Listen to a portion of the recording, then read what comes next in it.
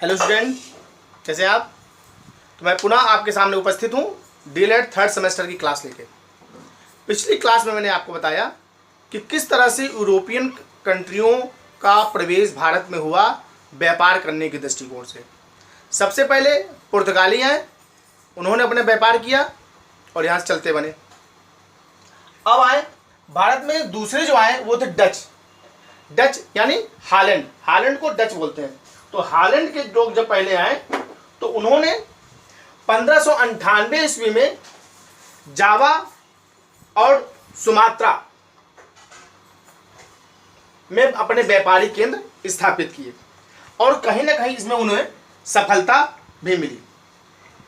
वो कहीं ना कहीं पुर्तगालियों से प्रभावित थे और इसलिए वो व्यापार के इरादे से आए और यहाँ पर अपने व्यापारिक केंद्र स्थापित किए।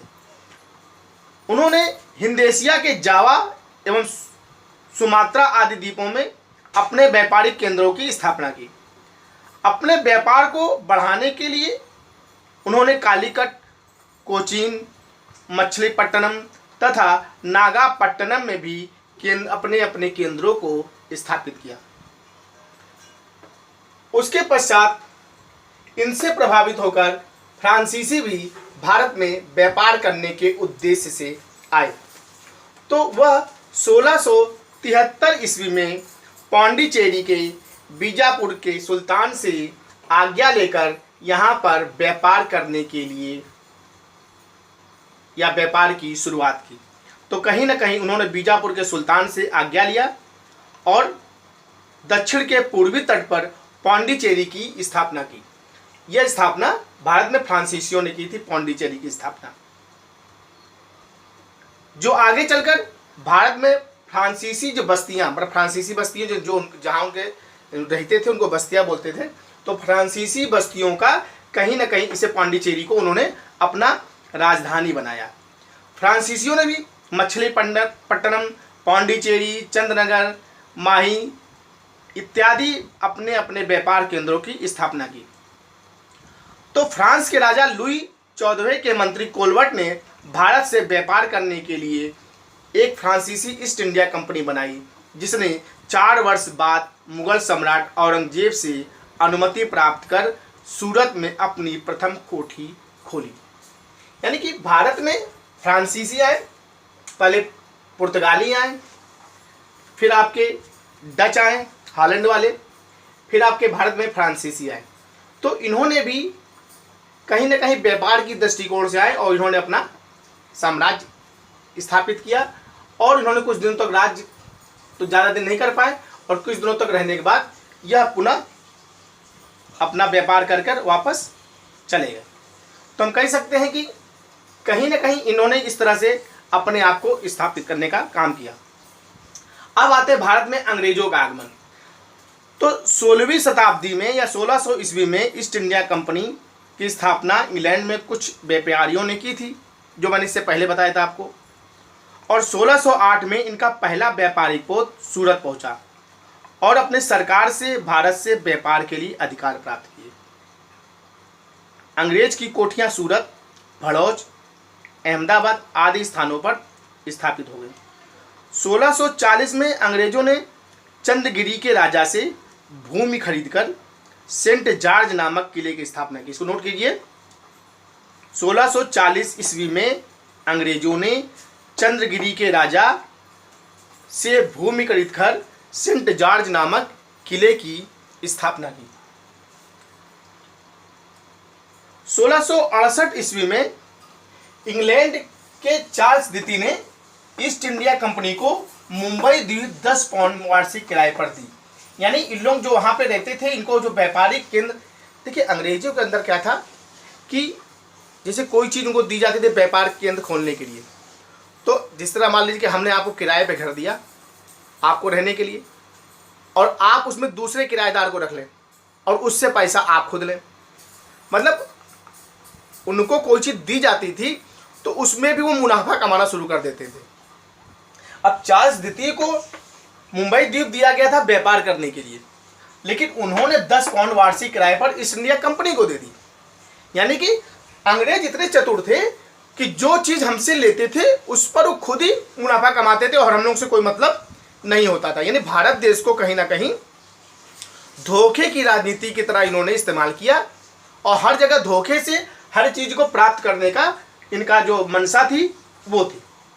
तो कहीं ना कहीं इन्होंने जो इनकी मंशा थी वो साफ नहीं थी, वो कहीं ना कहीं भारत को अपने साम्राज्य की तरह इस्तेमाल करना चाहते थे। अब आते हैं कि सन 1715 में अंग्रेज डॉक्टर हैमिल्टन की चिकित्सा से प्रारंभ होकर मुगल सम्राट फर्खसियर ने अंग्रेजों को बंगाल, बिहार और उड़ीसा में बिना चुंगी के लिए व्यापार, मतलब उन्होंने उनका इलाज किया मुगल का हैमिल्टन ने।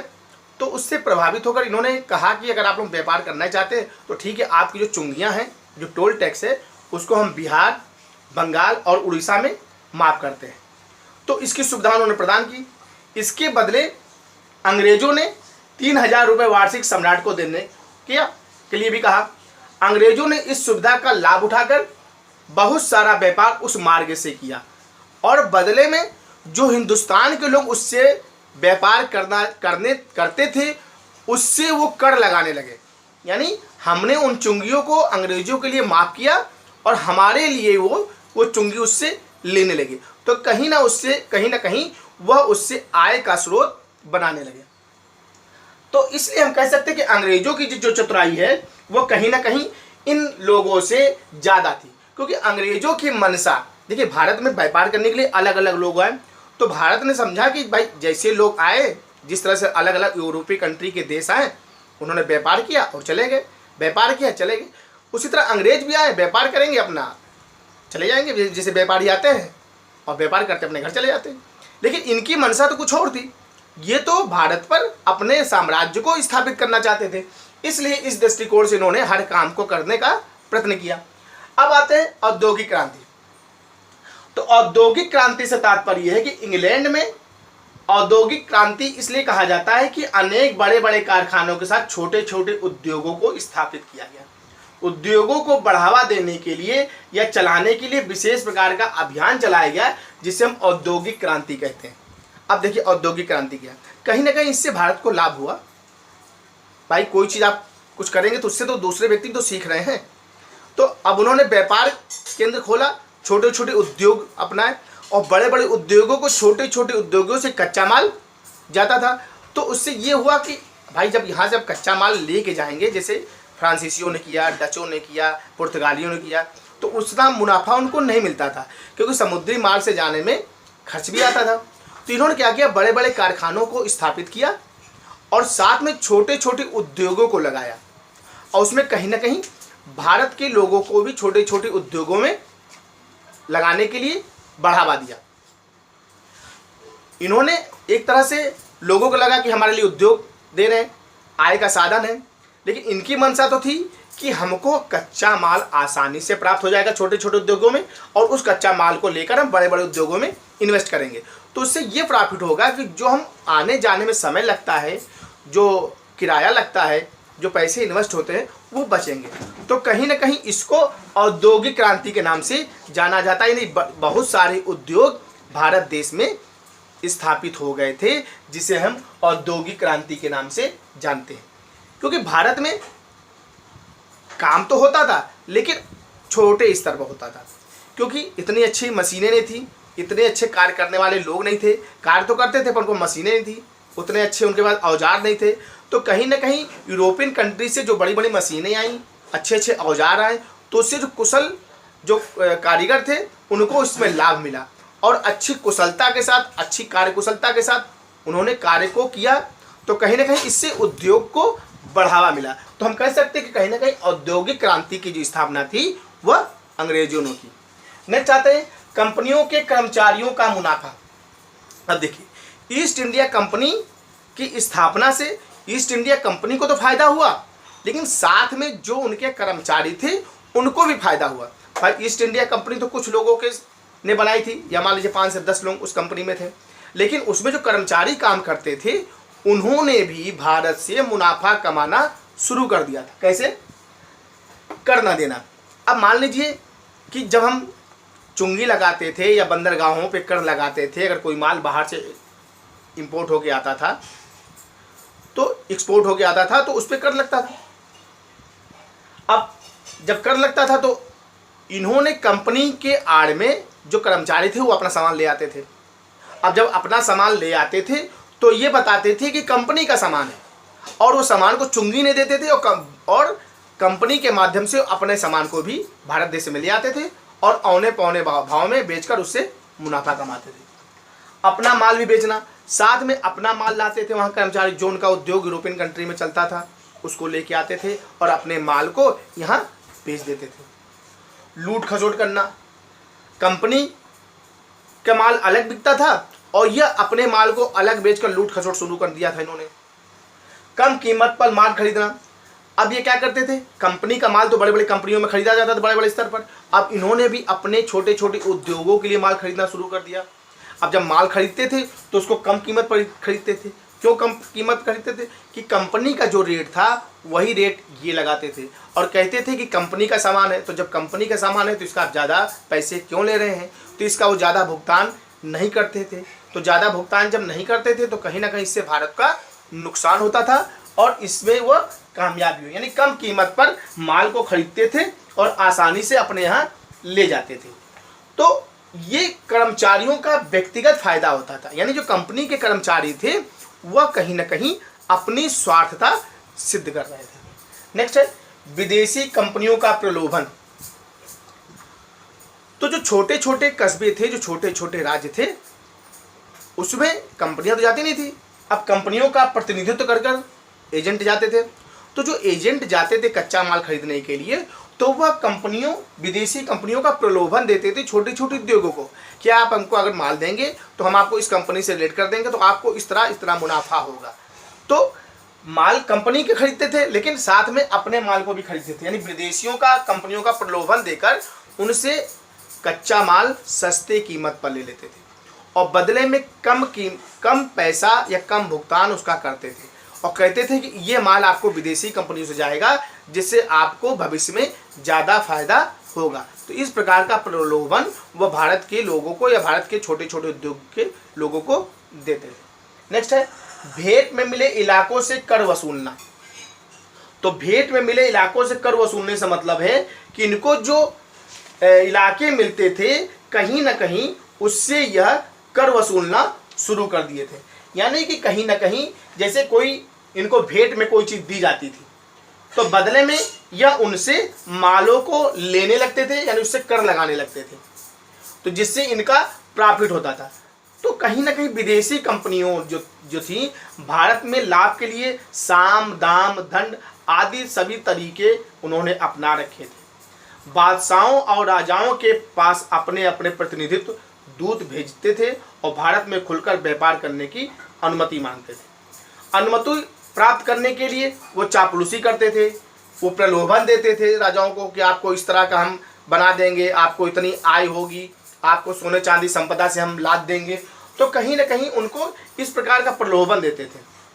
अब सर थॉमस ने जहांगीर की अंग्रेजी दास्तानें और इंग्लैंड की बग्घी प्रदान की, तो जिससे प्रभावित होकर जहांगीर ने उनको व्यापार की अनुमति दी, क्योंकि उन्होंने जो बग्घी और दास्तानें दिए वह यहाँ तो मिलते नहीं, और अच्छी बग्घी दी क्योंकि बग्घी का चलन कहीं ना कहीं अंग्रेजों से आई, तो उससे कहीं ना कहीं जहांगीर प्रभावित हुए और प्रभावित होकर उन्होंने व्यापार की अनुमति दी।